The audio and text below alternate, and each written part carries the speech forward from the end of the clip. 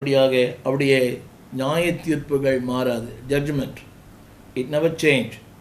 இன்றைக்கு உலகத்தில் பார்க்குறோம், உலகத்தில் அக்கிரமங்கள் கிரமங்கள்லாம் அக்கிரமங்கள், அதாவது திருத்தப்படுகிற நியாயங்கள். சொல்லுங்களேன், தீர்ப்பை மாற்றி எழுதுகிற எத்தனையோ காரம் நடக்கிறது.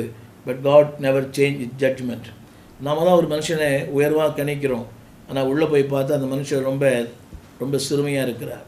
நம்முடைய கணிப்புகள் மாறும், நம்முடைய ஜட்ஜ்மெண்ட் மாறும்.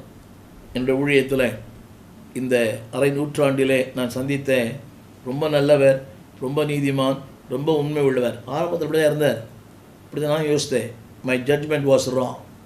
ஆனால் எதை நாம் யோசித்தோமோ, எதை நாம் நிதானித்தோமோ, எதை தீர்மானித்தோமோ, இவர் உண்மையாக இருப்பார். அவர் தான் தூற்றித் திரிகிறார், கேவலமாய் பேசுகிறார். அப்படினால் அவர் ஜட்ஜ்மெண்ட் மே பி ராங். என்னை கேட்டுக்கொண்டிருக்கிற அன்பு தேவ பிள்ளைகளே, உங்களுடைய அந்த அந்த கருத்து மாறலாம், தவறாக இருக்கலாம். நினைக்கலாம் ரொம்ப நல்லவர், நீதி உள்ளவர், நேர்மை உள்ளவர், நம்பத்தகுந்தவர். ஆனால் அது நம்முடைய ஜட்ஜ்மெண்ட். ஆனால் அந்த ஜட்ஜ்மெண்ட்டுக்கு அவர் சரியாக இருக்கிறதா இல்லையா என்ற பெரிய கேள்வி. பலரால் ஏமாற்றப்பட்டிருக்கிறேன், ஏமாறந்திருக்கிறேன். நல்லவர்கள் போல, நீதிமான்கள் போல, உத்தமர்கள் போல பேசுவது, நடிப்பது, இது எல்லா ஊழியர்களுக்கும் நடக்கிற ஒரு உண்மை சம்பவம். யாரையும் விதிவிலக்கு அல்ல.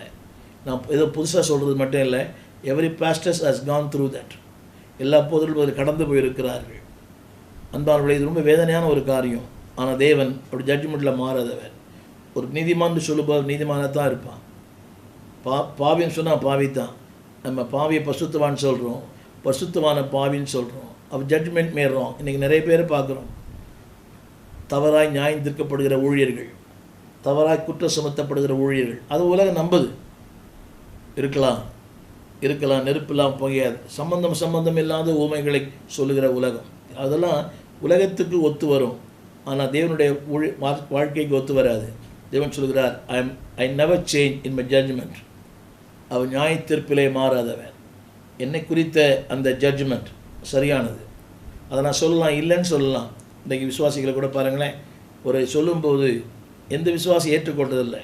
நான் அவன் அல்ல, நான் அப்படி அல்ல, உங்கள் பார்வை சரியில்லை.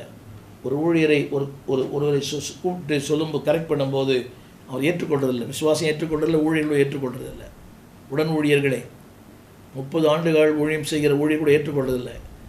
உங்கள் பார்வை சரியில்லை, நீங்கள் அப்படி, நீங்கள் இப்படி, உங்களுக்கு ஒன்றுமே புரியல, உங்களுக்கு ஒன்றுமே தெரியல. No, God judgement never change. என்னை குறித்து அவர் எழுதியிருக்கிற தீர்ப்புகள்